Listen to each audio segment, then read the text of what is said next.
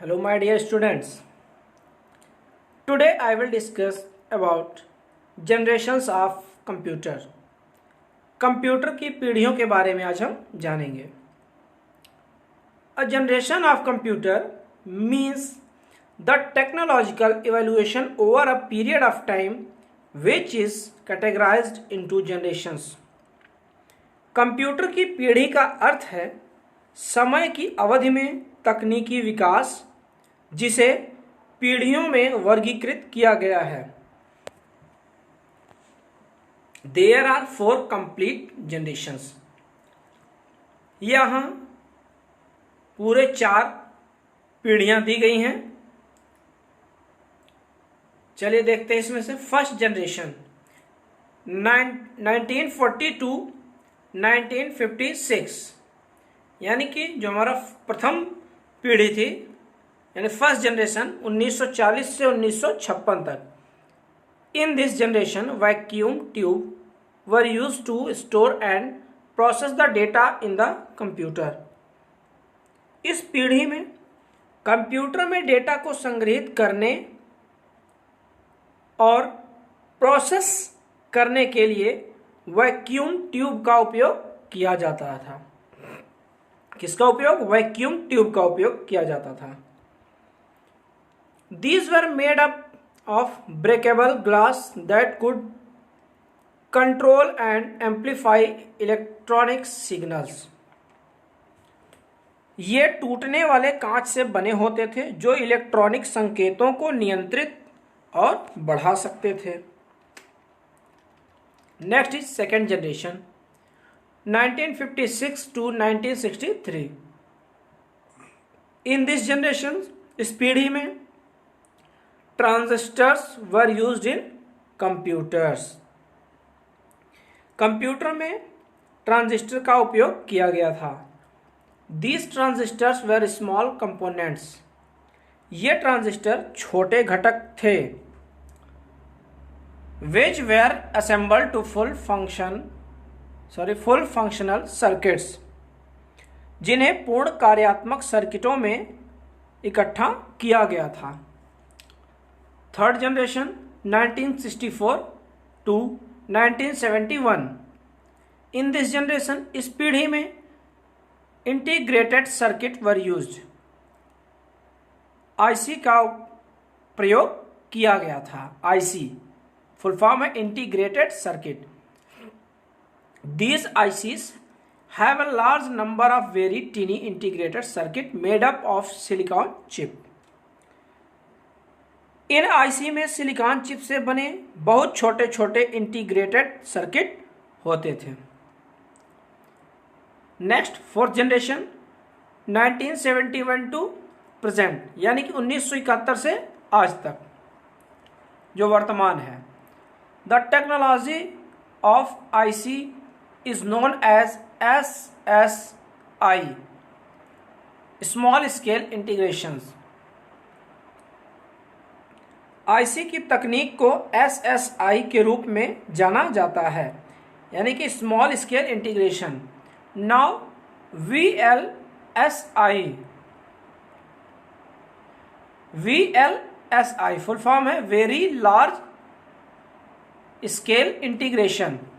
Very large scale integrations is being developed which will have more than 1 million components integrated on circuit. अब VLSI विकसित किया जा रहा है जिसमें सर्किट पर एकीकृत 1 लाख से अधिक घटक होंगे, यानी एक ही सर्किट पर 1 लाख से अधिक घटक होंगे. अगला कंप्यूटर लैंग्वेजेस, यानी कंप्यूटर की भाषाएं क्या होती हैं. The communication between 2 parties whether they are machines और human being always need a common language. 2 पक्षों के बीच संचार, चाहे वे मशीन हो या मनुष्यों को, हमेशा एक आम भाषा की आवश्यकता होती है. ए कंप्यूटर लैंग्वेज, कंप्यूटर भाषा, also known as programming language, जिसे प्रोग्रामिंग भाषा के रूप में भी जाना जाता है। Consist of some instruction and commands, इसमें कुछ निर्देश और आदेश होते हैं। Three levels of programming language are available. They are, programming भाषाओं के 3 लेवल यानी 3 स्तर उपलब्ध हैं, जो निम्न हैं। First is machine language, second is assembly language and third is high level language. Every language has its own specific sign, symbol and syntax. हर भाषा के अपने विशिष्ट संकेत, प्रतीक और सिंटैक्स होते हैं। Note that a computer can not understand the language that are provided by human. ध्यान दें कि एक कंप्यूटर मनुष्यों द्वारा प्रदान की जाने वाली भाषाओं को नहीं समझ सकता है। It only understand the machine language that consist of 2 numbers 0 and 1। यह केवल मशीन भाषा को समझता है जिसमें 2 संख्याएं होती हैं, 0 और 1। The system of these 2 numbers is called the binary system. इन 2 संख्याओं की प्रणाली को binary system and the language of binary numbers is known as the machine language. इन 2 संख्याओं की प्रणाली को बाइनरी सिस्टम और बाइनरी नंबरों की भाषा कहा जाता है और मशीन लैंग्वेज के रूप में इन्हें जाना जाता है। Machine language is said to be the language of first generation. Machine भाषा को पहली पीढ़ी की भाषा भी कहा जाता है।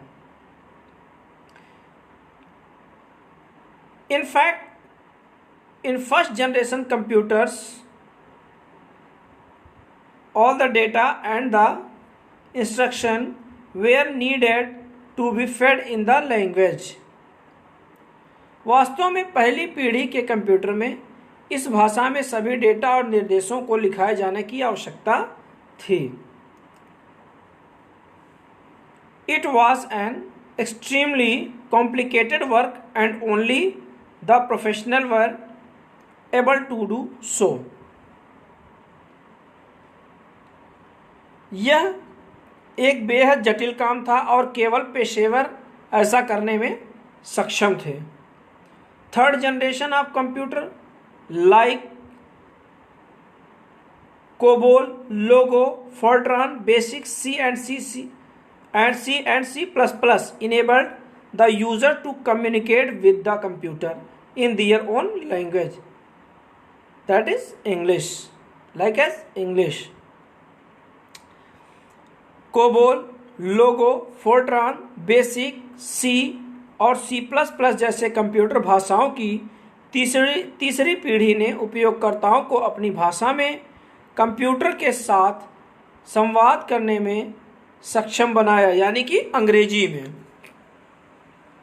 Therefore, these languages are known as high-level language.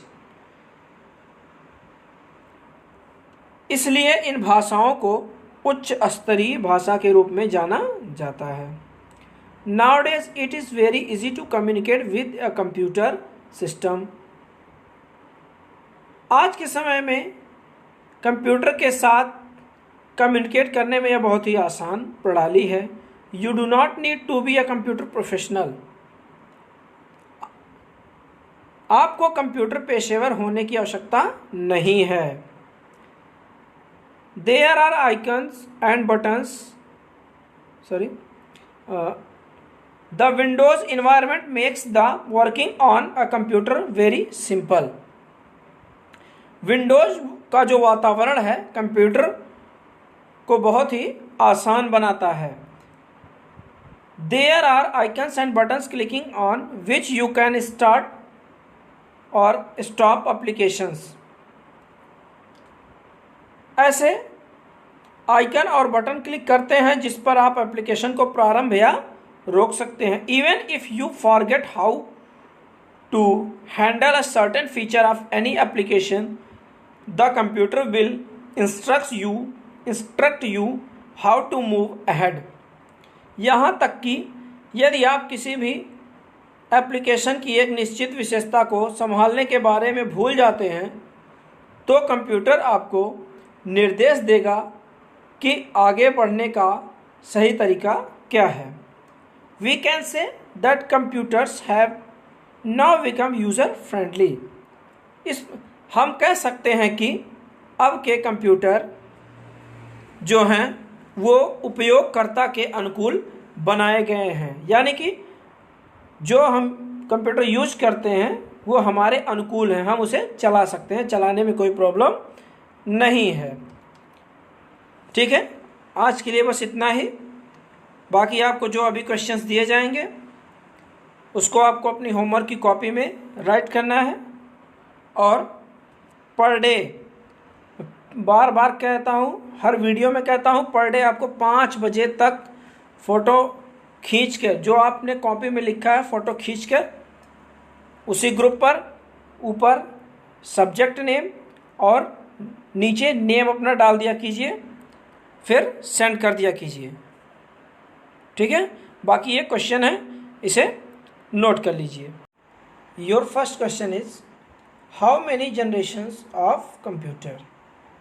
Second is what is computer language. Third, define binary system. Fourth, write the 4 languages of 3rd generation computer. And last, write about 1st and 2nd generation computer. Thank you so much.